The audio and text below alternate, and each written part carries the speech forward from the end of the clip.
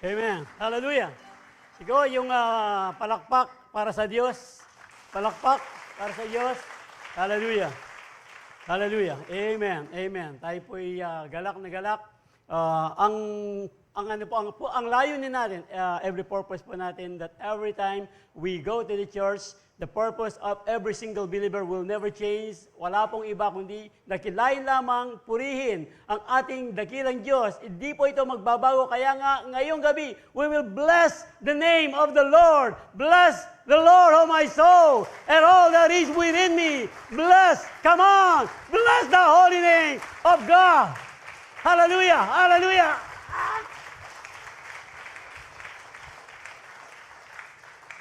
Woo! Praise the Lord. Praise the Lord. Hallelujah. Masali siya hindi ngunguyan eh. Praise the Lord. Ay, okay. Patuloy po tayo sa ating serye, Great I Am. Yung po ating Panginoon na I Am. Ito po yung pang-apat na. I believe, natatandaan niyo po yung ating mga pinag-usapan na. Yung una, I am bread of life. Kalawa, light of the world. Pangatlo, ayan, mag-review lang, matandaan. At ngayon po, ang pag-usapan po natin, I am the good shepherd. So pag sinasabi pong good shepherd, merong bad shepherd.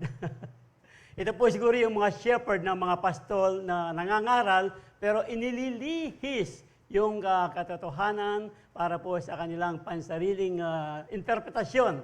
Para po mayroon silang marami pang maakay, ililigaw po ang ibang mananampalataya. Gaya po ng problema sa mga taga-Galasya, sila po kausapin ni Apostol Pablo, na sila po ay parang may bugya pang manggiligit ni Apostol Pablo, bakit kayo naliligaw ng ibang katuruan? Alam niyo na ang katotohanan. Pero dito po, pag tayo po talaga naman ay nasa good shepherd, pastol, hindi po tayo maliligaw. So, ang tawag nga sa mga pastor, mga shepherd, di ba? So, alam niyo naman, ano daw po ang tawag sa mga pastor ng mga taga-Germany? German shepherd.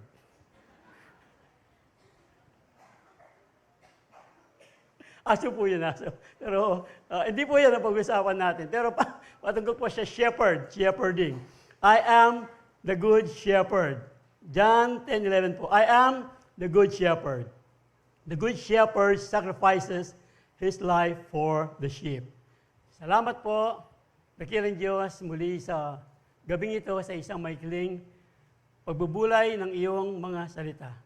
Na aming pong dalangin, patuloy mapuno ang sanktuaryong ito ng iyong presensya, ng iyong kapangyarihan to every single soul, dakilang Diyos, sa bawat sulok po ng puso ng iyong mga anak, na kasama po namin mag-aaral, magiginig ng iyong salita, pati ang iyong lingkod na gagamitin.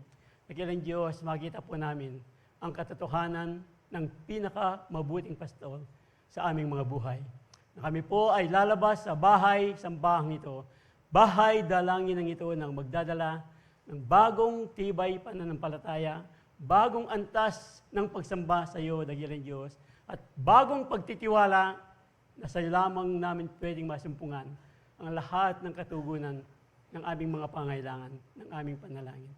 Parahin mo, dakilang Diyos, ang bawat sa iyong mga kasama po ng aming mga naka-online, na wala pong ibang maitataas, maririnig sa gabi ito, maliban sa iyong mga salita, maliban sa aming pinaka-dakilang pastol. Ito po ang aming dalangin, sama-sama sa iyong matamis at makapangyarihang pangalan. Kristo, Jesus. Amen. Sige po, palakpakan ng Panginoon. Hallelujah. Hallelujah. Kaya nga po, sinabi natin kanina, ang sabi po ng ating Panginoon, siya po ay ang good shepherd. I am the shepherd. Doon po sa the Lord is my shepherd, and sabi po dito sa Psalms, pero dito po sa ating mga binasang talata, I am the good shepherd. So the good shepherd sacrifices his life for the sheep. Amen. Amen. Amen. Okay po? Manaliwaya tayong boses ko. Okay, kayo mo kayo po. Sige po. Sundo tayo na po. Hallelujah. Hallelujah. Hallelujah. Papasikan niya siguro. Praise the Lord. Ito nga po, kung meron pong good shepherd, ito nga po yung ating sinasabi kanina na mayroong mga bad shepherd na gusto pong iligaw. Pati po yung mga mananampalataya na kasama po tayo doon. Kaya nga po, patuloy po tayong nag-aaral, pinatitibay ang ating pananampalataya. Kaya nga po, meron pa tayong ginagawang mga CU, mga Discovery Education Program. At may singit ko lang po yung isang kasama natin, magagraduate na sana sa level 5, yung pong Renato Dionisio. Kung alam po niyo si Renato Dionisio, kaninang umaga po papunta siya dito para sa kanyang level 5 na Discovery Education Program na klase. Papunta dito, nag-collapse po siya sa daan at 12 o'clock. So nauna na po, pumanaw na po ang ating kapatid na si Renato Dionisio. So, ano lang po, pahabol ng announcement. Kasi po, kaya ako naisingit, siya po ay, under po siya sa aming CU group. So, yun po ang katotohanan. Pero alam naman po natin, pag ang ating mga buhay ay nasa kamay na ng mabuting pastol, sigurado pong langit po ang ating pupuntahan. Amen. So, pwede na tayong matapos, basta siguriwin lang natin nasa kamay ng mabuting pastol ang ating mga buhay, sigurado pong langit na ang ating pupuntahan. Of course, wala pa tayo sa langit, andito pa tayo. Ano ba ang pwede nating matutunan? Dito po sa ating pag-aaralang The Good Shepherd. The Good Shepherd.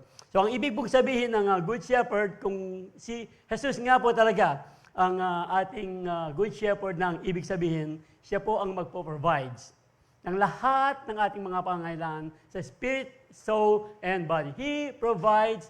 The Good Shepherd provides the needs for our spirit, for your spirit, soul, and body.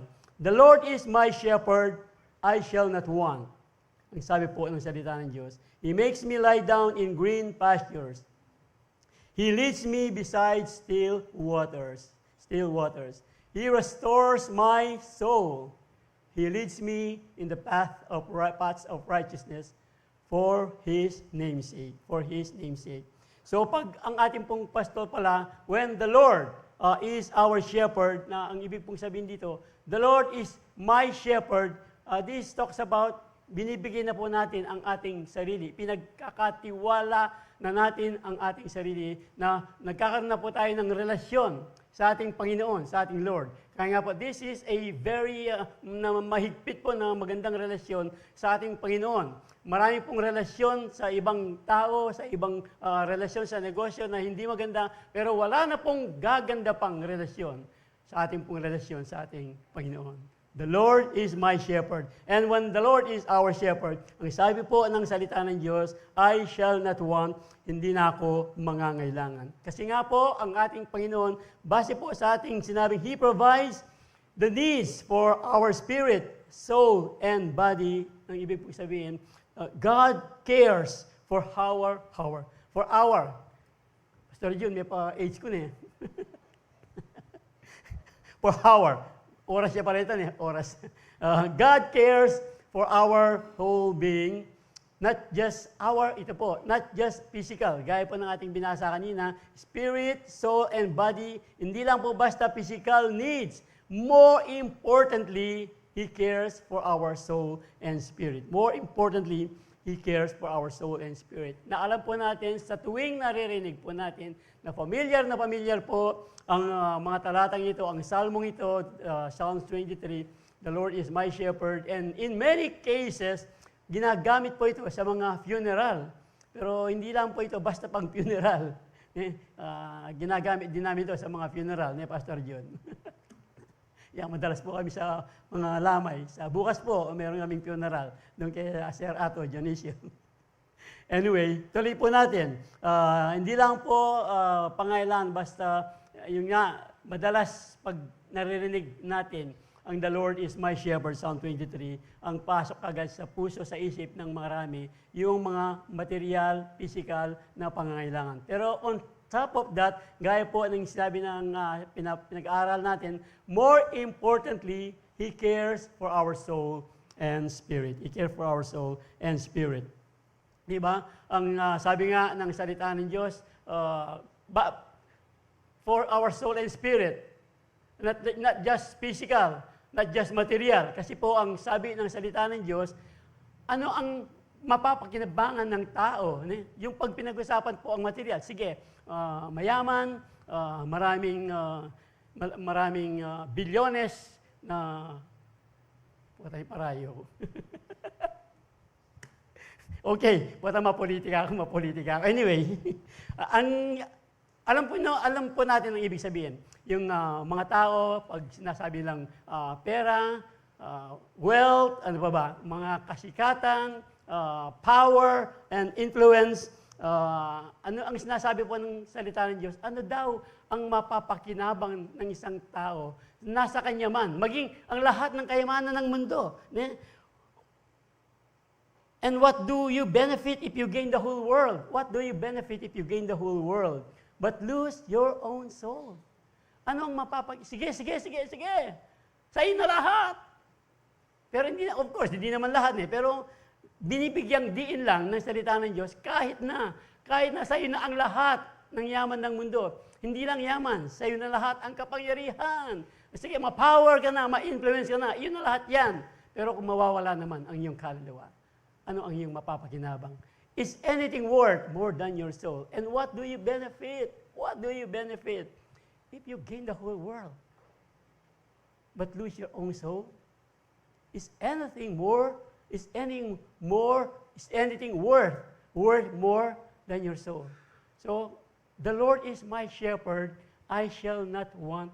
Pag ang ating pong Panginoon, ang ating pastol, hindi na po tayo mangangailangan. Of course, baka yung mga iba sasabihin na itong literal, pero marami pong pangangailangan ang ipagkakaloob ng Diyos sa ating mga buhay na gaya po ng ating sinabi kanina, yung unang puntos po natin, He provides for the needs, hindi lang basta material, maging ating pong spirit and soul and body. Kaya nga po, napaka-importante po yung ating kaluluwa. Kaya nga po, ibinigay ng Diyos ang kanyang buhay. I am the good shepherd. Ang sabi po, I am the good shepherd. The good shepherd sacrifices. The good shepherd sacrifices his life for the sheep. Anda pong isakripisyo ng pastol ang kanyang buhay alang-alang sa kanyang mga tupa. Kung natatandaan po natin, ang kasaysayan po ni David, nang siya po ay pastol pa, nang hindi pa siya hari, si Haring David po, ang kwento po niya, para lang ipagtanggol ang kanyang mga inaalagang mga tupa, isusuong po niya ang kanyang buhay. Yung pong mga leon, yung mga bear, talagang pinapatay po niya, nilalabanan niya, sinusuong niya ang kanyang buhay, handa siyang mamatay alang-alang sa kanyang mga inaalagang tupa. Ang ating pong Panginoon, hindi lang po siya handang mamatay. Pinatunayan na ng ating Good Shepherd ang kanyang pagmamahal sa bawat isa sa atin nang ibigay po niya ang kanyang buhay. Kaya nga po, ang sabi ng salita ng Diyos, mahal na mahal ng Diyos ang bawat isa, ang sanglibutan. Kaya nga, ibinigay niya ang kanyang kaisa-isang anak na si Kristo Jesus. John 3:16, alam po natin ito, upang ang sino man ang sa kanya ay manampalataya, hindi na mapapahamak, kundi magkakaroon ng buhay na walang hanggan. Sa atin po, lalo na po sa ating mga bisita, patandaan po niyo ito, pwede niyong balikan sa inyo po mga Biblia maya-maya. Bibigyan po tayo ng mga Bibles ng ating mga ushers. John 3:16, balikan niyo po, John 3:16.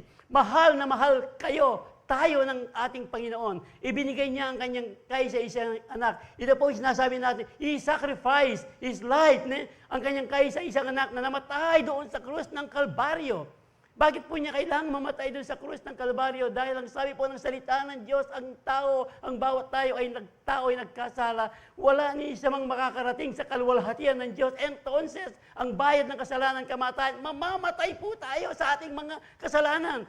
Subalit, dahil sa pagmamahal ng Diyos, binigay niya, isinakripisyo po ng Good Shepherd ang kanyang buhay na mamatay sa krus ng Kalbaryo upang ang sino man sa kanyang manampalataya hindi na mapapahamak, kundi magkakaroon ng buhay na walang hanggan. Come on! Come on! Woo! Praise the Lord. Ito po ang sinasabi ng ating pinag-aaralan. I am the Good Shepherd. The Good Shepherd sacrifices His life for the sheep. Bakit po? Dahil lang po sa pag-ibig ng ating dakilang Diyos. Nang mamatay po ang ating Panginoon, kaya po ng ating binasa kanina, wala po siyang ibang layunin. para iligtas po ang sanlibutan. Kasama ako, tayo, wala pong pinipili ang lawak ng kanyang pag-ibig. Kaya nga po, for God so loved the world, ito po ang lawak ng kanyang pag-ibig, the world, ang patunay ng kanyang pag-ibig, ibinigay niya ang kanyang kaisa-isang anak. The proof of His love, binigay niya ang kanyang kaisa-isang anak. At ang pagtugon sa kanyang pag-ibig, ang sino man sa kanyang manampalataya, hindi na mapapahamak. Ang pagtugon sa kanyang pag-ibig, hindi na mapapahamak ang kanyang pangako, ang pangako ng kanyang pag-ibig, magkakaroon pa ng buhay na walang hanggan. Oh! Mayari tayong mayari. Praise the Lord. Tuloy po natin. Sakay pa po. Hallelujah. Praise the Lord. Kaya nga po, ang habilin po, meron po siyang habilin sa atin, pag naipagkatiwala na po natin ang ating buhay sa mabuting pastor, bilang pong kanyang mga tupa, ang sabi po niya, abstain from every form of evil. Ito na po, kaya nga po sabi ko nga, nandito pa tayo sa lupa, mabubuhay pa tayo, pero habang inihintay po natin kanyang pangakong buhay na walang hanggan, ang habilin po niya sa atin, abstain from every form of evil. Now, may the God of peace Himself sanctify you. Ito po, sanctify you completely. And may your whole spirit and soul, ito po, whole spirit and soul and body, ito po ang gusto ng Diyos na malinis po sa be kept blameless. Maging walang kapitasan para po pagdating ng ating Panginoong Kristo Jesus. Sasalubong po tayo, makakasama po natin ang ating dakilang manunubos doon sa buhay na walang hanggan. Amen. Avoid every form of evil. Let Jesus shepherds us to live in pure and holy lives until we see Him face to face. So habang nandito po tayo, ang panawagan po ng salita ng Diyos, alagaan po natin ang pananampalatayang yan, na talagang avoid every form of evil. Let Jesus, ayan po natin ang ating Panginoon. Huwag po ang mga ibang tao ang papagiginggan natin. Ayan po natin ang salita ng Diyos. Ang magsalita, magbigay po ng turo sa atin. Let Jesus shepherds us to live in pure and holy lives until we see Him face to face. Amen. Amen. Ito po ang ibig sabihin ng nasa kamay po nasa kamay ng mabuting shepherd ang ating pong mga buhay bilang pong mga tupa. Kaya nga po kung ito po ang ginagawa natin, talagang tinatanggap po natin ang isa pang gusto po niya ibigay sa atin, hindi lang po provides for our spiritual, spirit, soul, and body, pati po yung ating comfort, yung ating protection. Ito po ang kanyang pangako. Ito po, He provides you with comfort. Hindi lang comfort, protection pa. Pati protection, kaya nga, when the Lord is our shepherd, protection po, remember, every morning, tayo po ay nananalangin sa paglabas po ng mga bahay, bago gumawa ng mga gawaing bahay, inihahabilin po natin ang ating buhay, ang ating paglalakbay sa ating Panginoon. Para po sa kanyang proteksyon. Proteksyon sa ating pagmamaneho. Protection maging sa pagsakay ng mga sasakyan. Protection po saan pa? Sa mga, kahit naglalakad lang, kahit po yung mga stay-in sa mga offices. Ito po ang ating ito po ang kanyang protection po dyan. Kahit po sa mga taong nagbubudol-budol, yung nag-i-scam, nino na pong may scam, hindi ako magtas-gamat. Mumuna na ako pong may scam, pila ng beses. Pero, kasalanan ko naman, niya may scam ko yan. Niniwala ako po karat ang Facebook. Anyang madeliver. Kwento kaya, nag-order po ako ng yung cover ng masakyan, kotse. Ang cover po nasa 12,000 eh. Tapos, naka-discount daw, 6,500. Tapos, meron pa nga additional discount, 1,500. May scam ko. Tapos, nung dineliver po, alam niyo po, wala po kasi sa bahay eh. Basan lo, ang deliver do. Sira-sira pong pantalon. Kasalanan ko, may scam ko. Pero, ito po, yung sa ating paglalakbay, di ba? Sa mga pagmamaneho, lalo na po yung mga kamote drivers. Wala pong kamote drivers kayo. Sana lang po. Sabi nga po kasi nila, yung kamote daw dati sa bukid lang na tumutubo eh. Ngayon, pati sa daan, tumutubo na. Pati sa daan, tumutubo na yung mga kamote ni Pastor John. Yan, dati pong Hortelano, magsasaka ang ating Pastor John. Anyway, pirasahan po rin niya. Ito po, He provides with comfort and protection. Hindi lang po, marami po protection sa mga evil spirit, maging po sa ating pagtulog, di ba? Inihabilin po natin sa ating good shepherd ang ating pagtulog na protection po niya tayo sa mga magnanakaw, and many. Marami pong protection na kayo po ang nakakalam kung ano po ang protection na lagi po nating idinadalangin sa ating Panginoong Diyos. Kaya nga po, even though I walk through the valley of shadow of death, I will fear no evil. Kahit nasa panganib ka pa, yung nga po sinasabi ko kanina, literal pong panganib yun. Even though I walk through the valley of shadow of death, hindi ako matatakot dahil alam ko nasa akin ka, kasama kita, you are with me. Your rod, your staff, they comfort me. Your rod, your staff, they comfort me. Ang sabi po ng salita ng Diyos. Ang ating pong Aring David, dito po sa verse nito, na I will fear no evil, you are with me. Ang kanya pong gustong bigyang diin dito, yung kanyang buong pagtitiwala, yung kanyang confidence, yung boldness po niya, talagang kahit anumang panganib ang kanyang suungin, alam po niyang andyan ang kanyang good shepherd. Bakit po nasasabi ito ni Haring David? Kasi po, si Haring David, before being a king, ang kanya pong trabaho ay shepherd. Kaya nga, alam ni David, kung ano ang talagang gawain, ang talagang gustong gawin na protection ng isang shepherd para po sa kanyang sheep. Kaya nga, kahit I will fear no evil, dumaan man ako. Kaya nga, kinta tayo na yun, dumaan naman ako sa'yo. Kinta tayo na, dumaan man ako sa ilog, di ako masusunog. Ay, malulunod. Dumaan man ako sa apoy, di ako masusunog. Come on! Dumaan man tayo sa ilog. Dumaan man tayo sa apoy. Lagi ko itong sinasabi, kung tayo po ay apoy na sa salita ng Diyos, paano pa tayo masusunog? Kung tayo babad na sa kanyang mga salita, paano pa tayo malulunod? Dumaan man ako sa ilog, di ako malulunod sa apoy, di ako masusunog. Come on! Woo! Praise the Lord! Hallelujah! Ito po ang talagang claim ni Haring David na pwede po nating i-claim po sa gabing ito na paglabas po natin. Talagang mamaya po, though I walk to the valley of shadow of death, hindi ako matatakot. For thou art with me. Your rod and your staff, they comfort me. Of course, hindi lamang sa protection. Your rod and your staff, they comfort me. Yung pong rod and your staff, parang stick po yung rod, yung staff na merong, basta, alam niyo na yun. Parang, ayan. Oh, kay Barinig. Kaya kita niya. Okay, your rod.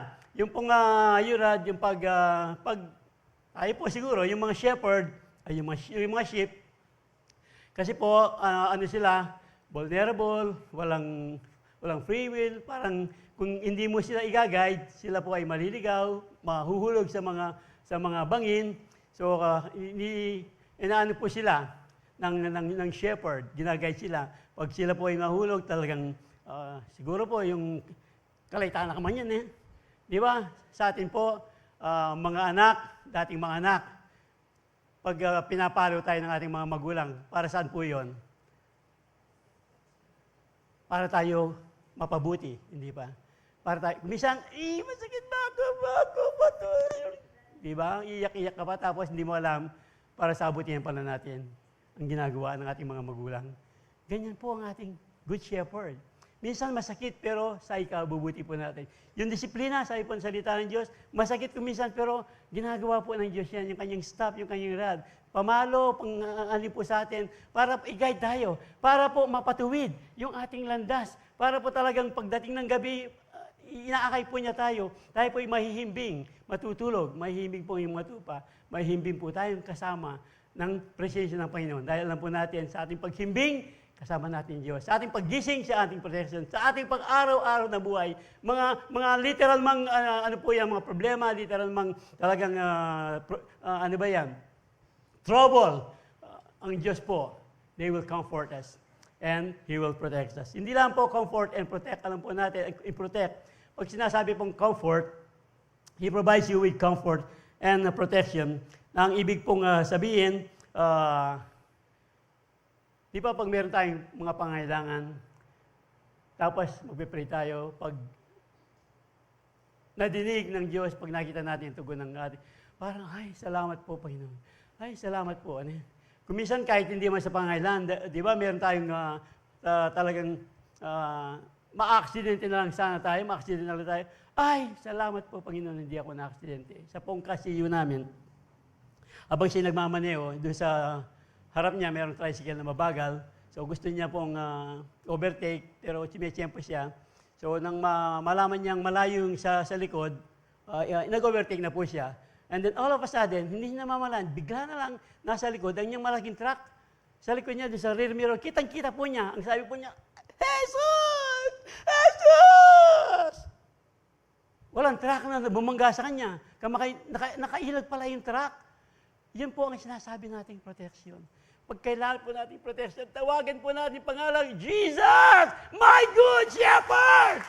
Ililigtas po tayo sa panganib ng ating good shepherd. Hallelujah! Woo! Sa mga patotoo pa lang po, pag Wednesday po dito, makikita po natin ang galaw po, ang protection, ang comfort ng Panginoon sa ating pong, kasi po pag ganito, hindi naman kayo pwedeng mag-testimony. So pag Wednesday po, punta po kayo dito para ma-share po ninyo ang ginagawa ng Diyos, ang tugon ng Diyos, ang protection ng Diyos, ang comfort ng ating good shepherd sa ating mga buhay. Amen. So this coming Wednesday, win-win po tayo worship intercession night pagkatapos po ng ating meeting of the prayer warriors. Tuloy po natin. Praise the Lord. Nasaan na ako? Ito po yung sinasabi ko kanina, na pag nasa kamay po tayo ng mabuting pastol, I will ask the Father, and He will give you another advocate, who will never leave you. He is the Holy Spirit. Ito po, He is the Holy Spirit who leads you into all truth. The world cannot receive Him because it isn't looking for Him and doesn't recognize Him. But you know Him because He lives with you and later will be in you. Later will be in you. Pag nasa atin na po ang ating Panginoong Kristo Jesus, yung pong Santo Espiritu, ang siya na pong kasama natin. Nang umalis po ang ating Panginoong Kristo Jesus, umakyat doon sa kalangitan. Hindi po siya basta umalis. Ang sabi po niya, iiwanan ko kayo. Iiwanan ko kayo. I will ask the Father and He will give you another advocate. Meron po siyang iiwanan na makakasama po natin sa ating pag-araw-araw na buhay. Kaya nga po, do I walk through the valley of shadow of death, I will fear no evil. For you are with me, your rod and your staff, they comfort me. Kaya nga po, binigay po niya ang kanyang anak, yung si Kristo mismo, at yung anak po yun, nasa kanya po ang banal na Espiritu. Because you are His sons, God sent the Spirit of His sons into our hearts. Nasa puso po natin ang Espiritu ng Diyos, Spirit of Jesus Christ, na siya pong katulong natin, this will lead to our deliverance. Dahil wala na pong ibang comforter. Ang mundo pong ito, ang mga tao po naghahanap ng comfort sa iba't ibang paraan. Pero wala na bang ibang comfort na pwede po nating masusumpungan maliban po sa ating dakilang Diyos. Jesus is our only comforter. Ito po sinasabi nating rod and staff na sinasabi ng ating Panginoon. Wala na pong ibang ito. Rod and staff, alam po natin, ito po ay mga salita ng Diyos. Hindi po literal na rod staff, pero mga salita po ng Diyos na alam po natin, mga salita ng Diyos, nababasa po natin ang pagdisiplina. So, pagsalita po ng Diyos, nagbibigay po ng comfort. Hindi ba ang sabi ng salita ng Diyos? Salita ng Diyos pa rin po ang tutugon ng ating mga pinag-uusapan. Sabi po ng Matthew 11:28-29, Come unto me, Matthew 11:28, lumapit kayo sa akin, kayong mga nabibigat ang lubha. Come unto me, all you who are weary and are heavy laden, and I will give you rest. Take my yoke upon you and learn from me, for I am gentle and humble in heart, and you shall find rest unto your soul. Ito po yung mga ilang lamang sa mga salita ng Diyos na sinasabi na magbibigay ng comfort sa ating pong mga problema, sa ating mga anxieties. Pag meron po tayong, Panginoon, 1 Peter 5:7. 1 Peter 5:7, casting all your cares upon Him. Salita pa rin po ng Diyos ang magbibigay ng comfort sa atin. Casting all your cares upon Him, for He cares. He cares for you. Ito po yung sinasabi natin na talagang, your rod and thy staff then comfort me. Yung pong rod and staff, ito po yung mga salita ng Diyos. Basahin po natin ang salita ng Diyos. Kahit po yung John 3:16, napakayaman na po yung talagang salita ng Diyos na magbibigay pong katiyakan sa atin na hindi na tayo mapapahamak. Magkakaroon pa tayo ng buhay na walang hanggan. Kaya nga po, ang ibig pong sabihin ng salita ng Diyos, when you are walking in the valley of the shadow of death, when you are walking the valley of shadow of death, huwag po tayong matakot. Do not fear. Do not fear. Remember that He is always with you and hold unto His word so that you will not perish. Kaya nga po, tandaan po natin, today, application. Today, if you, Today, if you, where is it? Hebrews 13:15 pala, no? Okay, remember this, what it says. Today, when you hear His voice, yung pong boses ng ating mabuting pastol, huwag na po nating ipagpabukas pa, o paka isang linggo, next month. Bakit hindi pa ngayon? Today, when you hear His voice, don't harden your heart, as Israel did when they rebelled. Kaya nga po, kung narinig po natin ang boses ng Diyos, natawag niya tayo ngayon, isuko natin ang ating buhay sa Kanya. Talaga, i-recommit na natin. Kung meron pa tayong talagang, hindi pa talagang complete 100% commitment sa Kanya. Today, ito po, your rod and your staff, they comfort me. Salita po ng Diyos. Today, when you hear His voice, don't harden your hearts, as Israel did when they rebelled. When you are walking in the valley of shadow of death, sabi po ng ating binasa kanina, huwag na po tayong matakot. Kaya nga po, ang sabi ng salita ng Diyos, ang ibig pong sabihin nito, kung siya talaga ang ating good shepherd, ang ibig pong sabihin, hindi lang po provision ng spirit, soul, body, hindi lang comfort and protection, pati po yung mga blessing. Hindi lang blessing, basta abundant blessing pa ang Kanya pong pangako sa bawat isa sa atin. He provides us with abundant blessings. You prepare a table before me in the presence of mine enemies. Sa presence daw ng Kanyang enemies, you prepare a table in the presence of my enemies. You anoint my head with oil. My cup overflows. My cup runneth over. Yung pong provision ng Diyos sa kaya nga abundant blessing, ay hindi po tumitigil. God's provision never stops, even in the midst of adversities and trials. Kaya kung binasa natin kanina, kung babalikan po natin, yung comfort, yung kanyang protection, yung comfort po kahit sa panahon po ng trials and testing, siya pa rin po ang ating mabuting pastol na magpiprovide, even in the midst of adversities and trials, He will always care and provide for you. Gaya po ng binasa nating talata kanina, 1 Peter 5:7, casting all your cares upon Him dahil ang ating mabuting shepherd, He cares for us. He cares for you. So yun po kasing anointing my head, ito po yung protection ng mga sheep. Pag ina-anoint po, nilalagyan ng langis yung mga sheep ng kanyang shepherd. Ito po yung primarily protection po sa mga insekto, mga flies na maaaring magbibigay ng trouble o kaya sakit sa mga sheep. Kaya nga po, yung langis pala ay talagang merong malaking purpose sa mga sheep. Na sa atin din po, sa ating pong mga pagsubok, kung i-apply po natin sa ating panahon ngayon, yung pong oil ng ating Panginoon. In the midst of tribulation, God anoints us with oil. Wala na pong iba, kundi ang banal na Espiritu.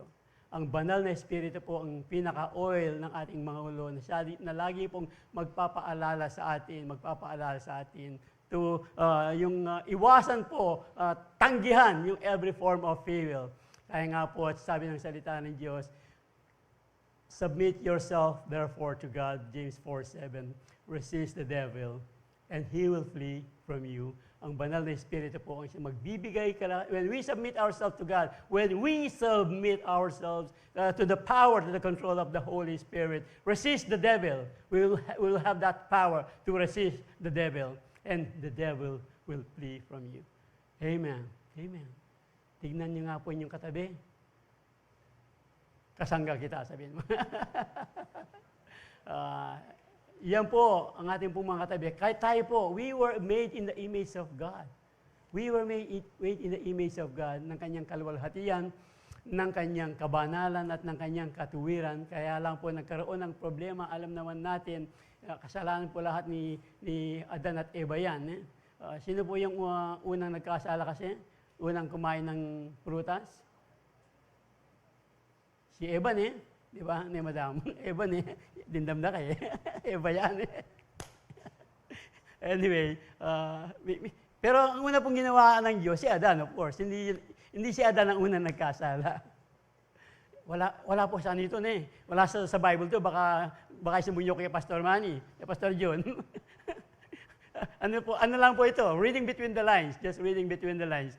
Na si Eva po, alam naman natin. At dahil po doon, alam natin ang kasaysayan, nang magkasala ang tao, sila po ay nawalan ng katuwiran, kabanalan, at magbabayad ng kasalanan ng tao, ng kamatayan ng tao dahil sa kasalanan. Na ito po yung ating binasa kanina, na para po hindi na magbayad ng kamatayan ng kasalanan ng tao.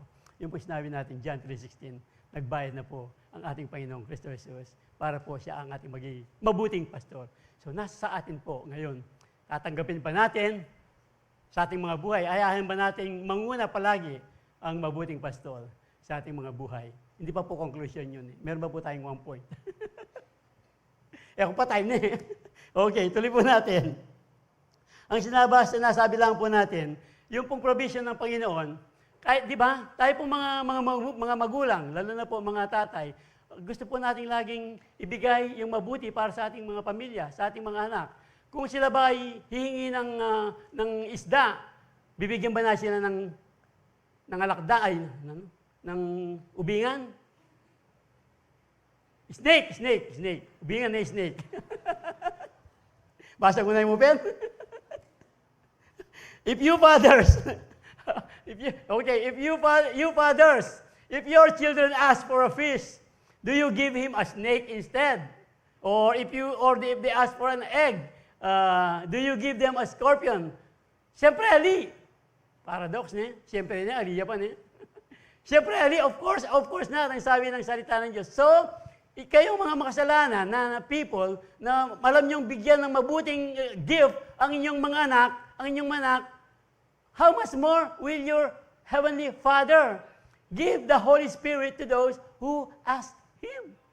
Wow! Sabi po ng salita ng Diyos, kung kayong mga masasama, na binibigyan niyo ang pinakamabuti, gustong mabuti sa inyong mga anak, kung ipaparaphrase ko po sa ating terminology, sasabihin ng Diyos, ako pa! Kayo nga, binibigyan ng mabuti niyo mga, ako pa! Sabi siya, hindi po ganun pagkasabi dito. How much more will your Heavenly Father give the Holy Spirit? Man, we will ask the Holy Spirit na magbibigay po ng guidance sa ating pang-araw na buhay. Come on! Siya lamang po ang ating mabuting pastor na binigay po niya ang Holy Spirit para maging gabay po natin sa ating pang-araw na buhay. Kaya nga po, for the kingdom of God, hindi po, it's not a matter of eating and drinking. Ito po yung righteousness, peace, and joy. Ito po, joy in the Holy Ghost. Pag nasa atin po, ang banal na Espiritu. Righteousness, peace, and joy. Sa pamamagitan po, nang iniwan niya sa atin, binigay niya sa atin, walang iba, kundi ang banal na Espiritu. We can experience all kinds of blessing. Ito po, we can experience all kinds of blessing, even in times of adversity and trials. Because when we are filled with the Holy Spirit. With the Holy Spirit. Ano pong blessing ito pag tayo po ay nasa gitna ng mga pagsubok?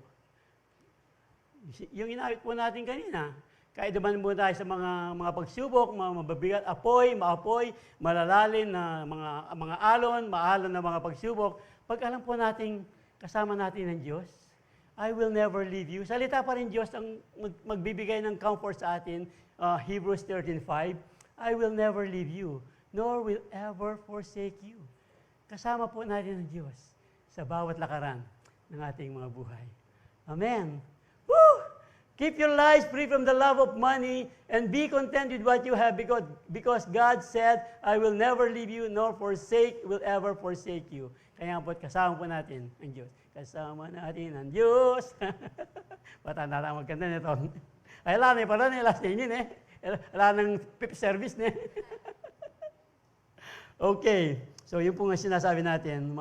Talaga pong, wala na pong, wala na pong maibibigay. Kayang ibigay. Higitan, ibigay ng mundong ito. Maliban po sa ibibigay, kayang ibigay ng ating mabuting pastor.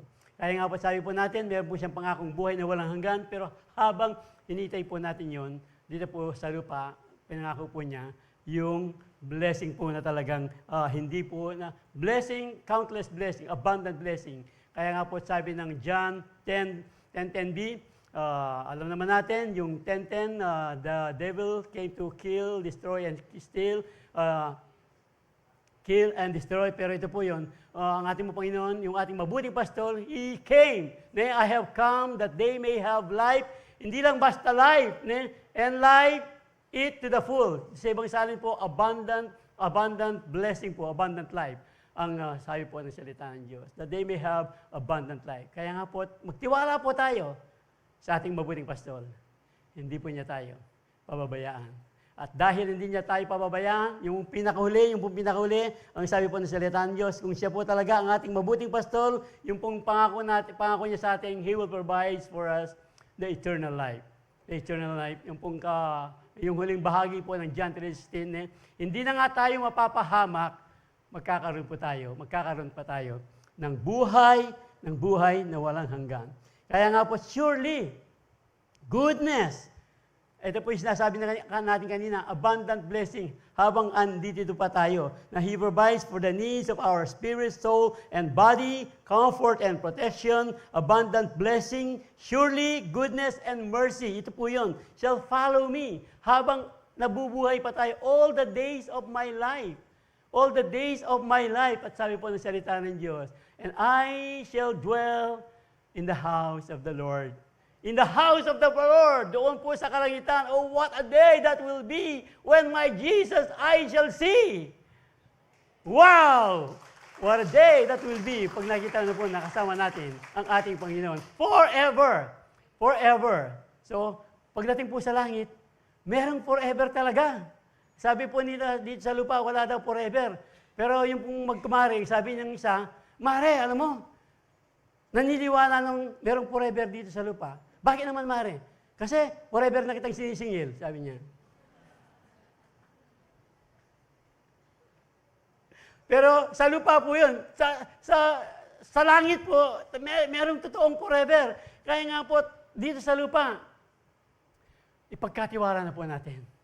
Kayo po, maghihintay ba tayo para ipagkatiwala ang ating buhay sa mabuting pastor bilang mga sheep?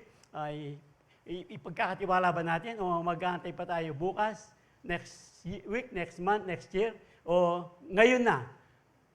Ngayon na, baka dumating ang Panginoon ngayon Yes! Anyway, provides. Hallelujah. Kaya, if Jesus is our good shepherd, we will always experience a life full of His goodness, love, and He will shepherd us into the life that is everlasting. Into the life that is everlasting. Woo! I am the good shepherd. Provision sa needs po ng ating spirit, soul, and body. He provides with you with comfort and protection. He provides with abundant blessing. And He provides you with eternal life. Hallelujah. The day we receive po yung ating good shepherd sa ating pong mga buhay, ito po yung ating entitlement. Sa lahat po ng blessing. Pero sabi nga po, hindi naman automatic. Hindi naman automatic. Meron po tayong kailangan gawin. Hindi lang po basta tanggapin ang ating Panginoon. Pagkatapos po natin tinanggap, alagaan po ang pananampalataya niya. Para po pagdating ng takdang araw, ito pong kanyang pangakong provides us with eternal life ay mapa sa atin. Marami pong mga tao, sabi nga kanina, yung binasa po natin, maraming mga tao ngayon, sa kanila po, sapat na ang lahat ng kayamanan. Ang kapangyarihan, mga ari-arihan, sa kanila po, hindi na nila kailangan ang Good Shepherd. Kahit po sa ibang bansa, Europa, Paris, ang dami pong mga malalaking church na noon talagang punong-puno ng mga mananampalataya. Pero ngayon pong panahon ngayon, marami na po sa mga malalaking church, marami ay mga walang laman o kukunti ang laman. Dahil para sa kanila po, sa kanilang yaman ng kanilang mga bansa, sinasabi nila, hindi na nila kailangan ang Good Shepherd. Ang Good Shepherd. Pero, saan nga ba talaga masusumpungan ang Good Shepherd? Di ba sabi ng salita ng Diyos sa ating binasa kanina? Ano ang paginawa? What shall it profit a man if he gains the whole world? If he gains the whole world and lose his own soul. Kaya nga po ang panawagan kanina, kanina nga ba talaga masusumpungan? When is enough is enough. When is enough is enough. Pag isinuko po natin ang ating mga buhay, ibinigay natin sa pangangalaga ng mabuting pastor, ang ating pong mga buhay will be enough, even more than enough. Christ is enough for me. Christ is enough for me. Everything I need is in you. Oh, everything I need. Christ is enough for me. Christ is enough for me. Everything I need is in you. Everything I need. Yes, Lord. Yes, Lord, salamat po sa katotohanan ng iyong mga salita. Ngayong gabing ito, na muli pinatunayan mo, ikaw ang aming mabuting pastor. That you will provide the needs of our spirit, soul, and body, comfort and protection, even abundant blessing, pati po ng buhay na walang hanggan. And if ever, sa gabi pong ito, muli sa panawagan po ng salita ng Diyos,